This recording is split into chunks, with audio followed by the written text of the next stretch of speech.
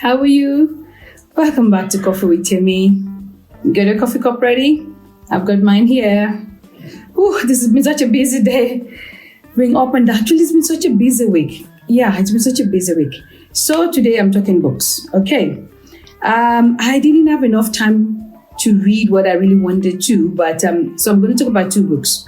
One I read last year, the Sarong Party Girls, and the other one I read quite recently, My Sister, the Serial Killer. Both books are about women, about young women, and they're very different from each other. Let me speak about the Sarong Party Girls first. For those who haven't read it, and I'm assuming you haven't read it, I don't know why. Anyway, so it's actually a name that was given to young Chinese girls that came from mainland China into Singapore for the sole purpose of marrying a white man. It's not funny, actually. It's not funny, Yeah, that's what I'll say. It's not funny, but it's a little bit sad. So this book is written by Cheryl Lu-Lien, and I hope I didn't kill that name. I apologize if I did. She's Singaporean.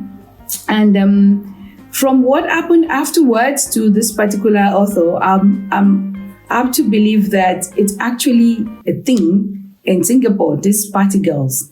But anyway, the story is about 4 young ladies in their middle to late 20s who think that the life is going to end quite soon and they had to do something about their marital status. And the whole purpose is to marry a white man.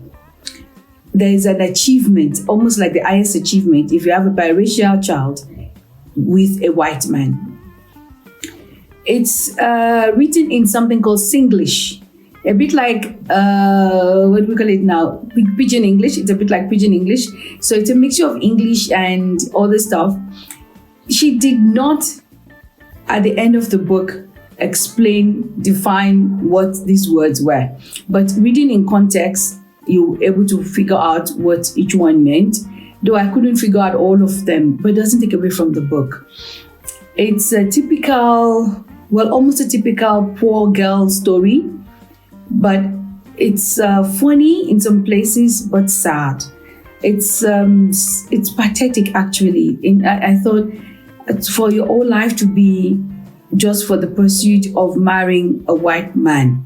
And it can't just be any white man, obviously. It's got to be a white man in a certain social standing. So you can go on holidays, you can have designer bags, wear designer outfit.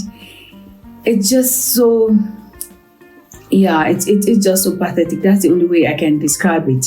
So we follow this for young ladies as they go about. They have I'll call them a gang. I'll call her the leader. We don't say gang, they're in a gang. I'll call her the leader of the park poppy, and she had a plan of how they were going to achieve this, of how they were going to get this white man. But they had to fight these Sarong Party girls for the men.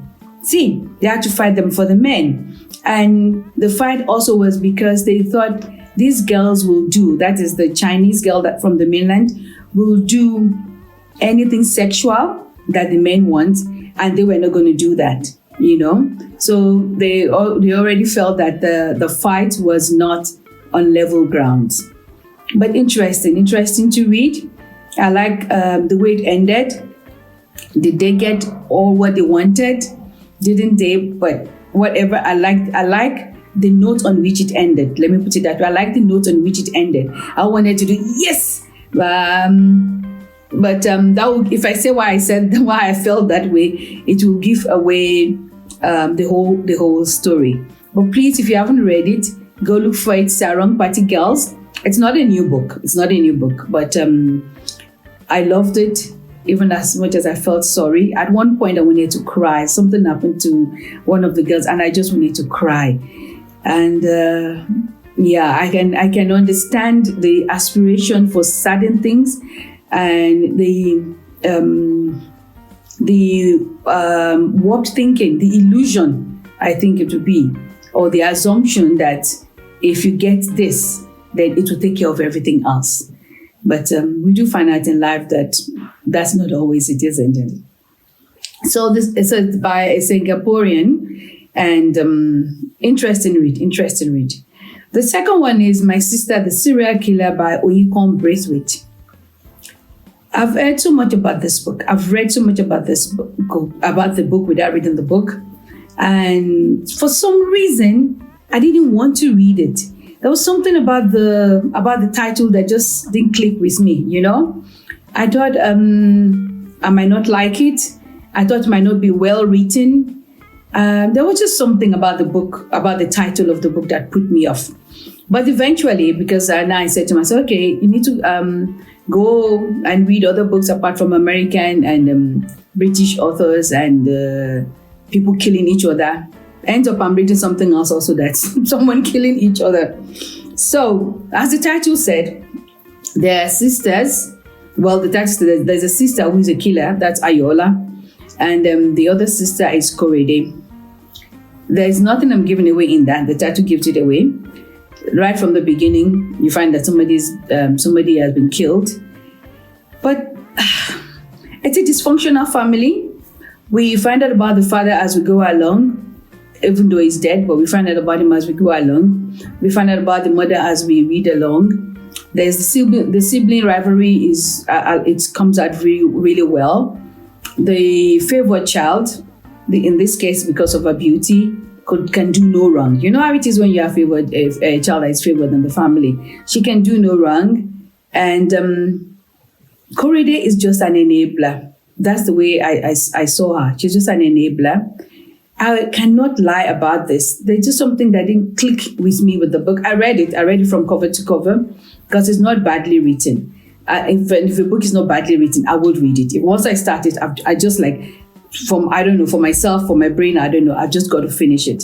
So it's not badly written. It's written nicely. But there was just something that just didn't click with me. You know, I just couldn't find that thing there. There was one of the characters that I just irritated me almost from the beginning, irritated me till the end of the book. I don't like the way the book ended, but then that's not a new thing with me, not liking the way the book ends. But I didn't like the way the book ended. There was something immoral about the whole family that threw me off, you know, that I just didn't sit well with me. And I know blood is thicker than water, but you've got to read it for yourself. For me, I think there was too much hype on the book, but I'm glad that the hype probably allowed the book to be sold and read wide and far. I'm so happy for the author in that one. So I'm not putting down African authors or anything like that. It's just for me, it didn't do it. You know, it didn't do it for me. I hope I can do better this week with my reading. And I'll see you next week.